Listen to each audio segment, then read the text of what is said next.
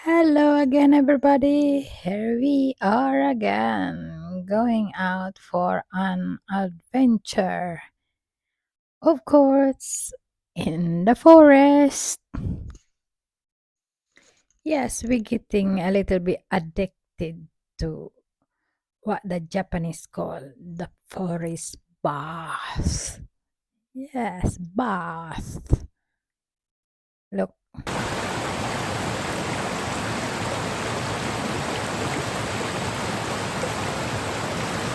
they're looking for the bath too.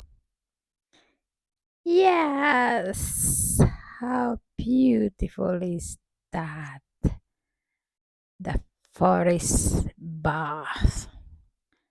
Now let's soak the beautiful aura of what the forest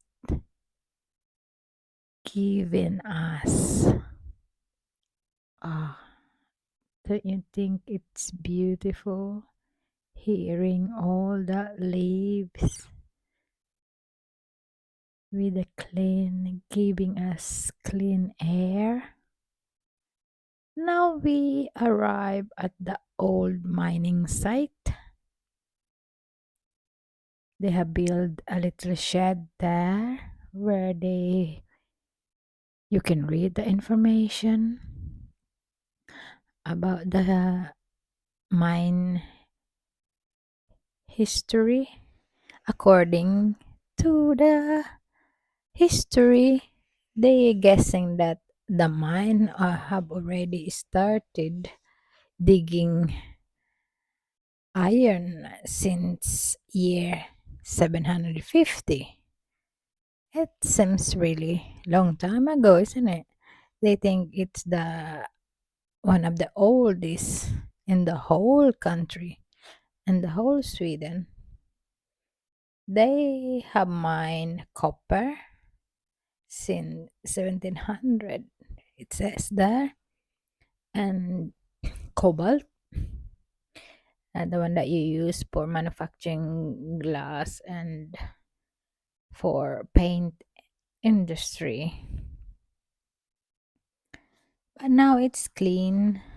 They secure the site, they sanitize it, and there's an information and picture about it.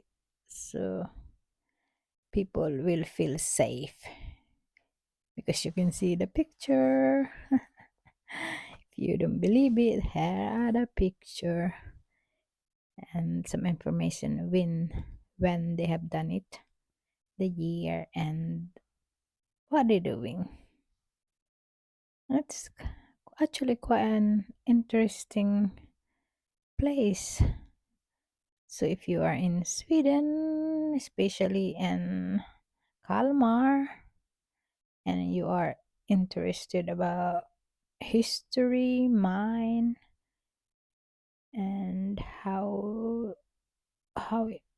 they clean mines so it's not dangerous anymore, you can come and take a look and enjoy the view and know about the history. Yeah, it's interesting. But you know me, while I'm out and about, not only looking at the history of things, I also love talking about everything and anything. In this channel, you hear anything about everything. There's no niche, as you call it. It's just life. Um, I love reading. I've been reading since I was 9. I just read and read and read. Because people don't talk to me. I'm not good at talking, so I just read. I just read and read and read. And recently, I came across this article about narcissism and empath. It's quite interesting. Like narcissist is the opposite of an empath. Narcissist is they don't care and they blame you for everything and anything that happened to their life. Bad thing that happened to their life. Good thing is to their credit, and if it's a bad thing, it's other people's fault. That's how narcissist works. But an empath is the opposite. Uh, According to this article that I have been reading, which I find it quite interesting actually. Um, Many stranger behavior of an authentic empath. There's a fake and authentic. I don't know. They said that many people are beginning to realize that they might actually be an empath. It says that it can be both a blessing and a curse. But once you learn how to protect yourself, you will find it much easier to traverse this world without being energetically destroyed on a regular basis. Hmm. It says that there's they list 10, but we can discuss two or three. It says number one, a behavior about infant is you take on other people's energy. Means you can't avoid it. This is an essential trait about being an empath. You innately feel other people's emotion and energy, then you begin to mirror the same emotion. For example, if someone is crying, it can also cause the empath to tear up as well. If someone around is angry, you can feel this anger burning through your aura. If someone around you is negative or fearful, you begin to sink low with them and you can seem to do anything to stop it. Does that sound familiar? The upside is that once you become aware that this isn't the norm, so it's important here the awareness because non-empath do none of these things, then you're already halfway towards finding a way to deal with your spatial abilities. It also says that an empath have high natural intuition. I'm not sure if I have natural high intuition. Empaths have unique skills that the average person doesn't seem to have. You feel things physically. You know what others are feeling. Just being seeing them. You can chat or talk with someone and know their intention without hearing it. What? You understand how people feel as if they were an extension of yourself. Your intuition never shut down. People drain you easily. This can be one of the biggest stressor for an empath. Yeah, of course, if you feel everything and anything about other people feeling, of course it is stress you out. When you are around other people, you are so open and giving with your energy that you take on others people's problem.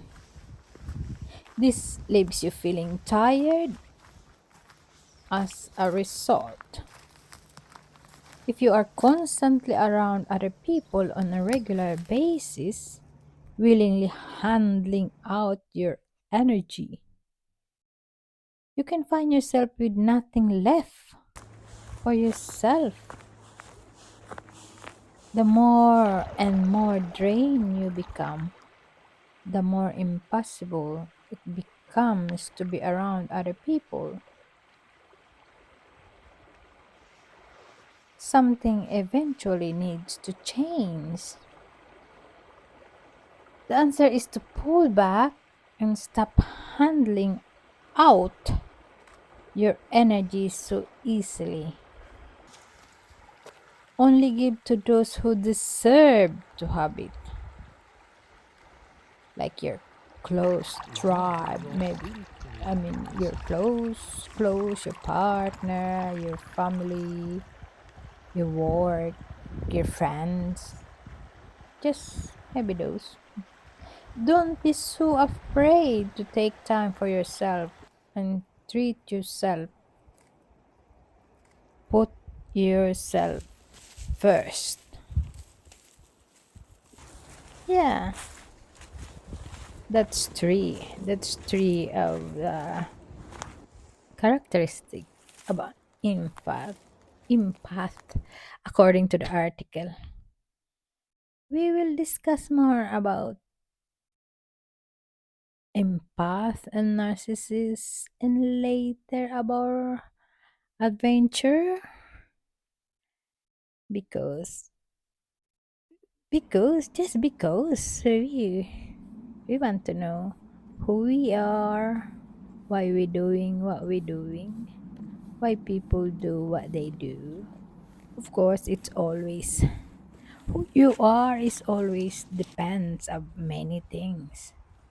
Depends of the trauma you inherited, the trauma you have experienced, how you've been brought up. Let's hear that first.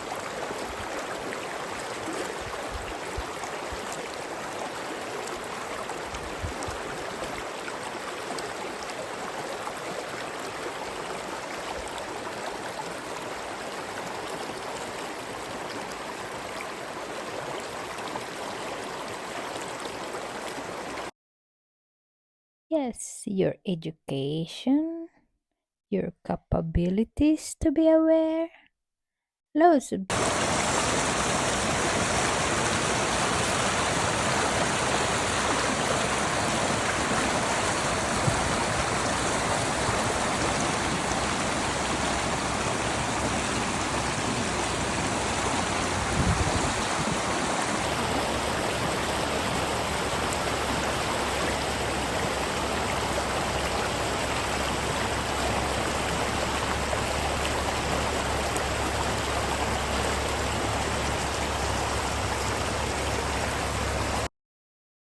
It's the end of our forest bath. We'll see you soon again next time, and we will discuss more about life and anything and everything. See you again soon. Thank you.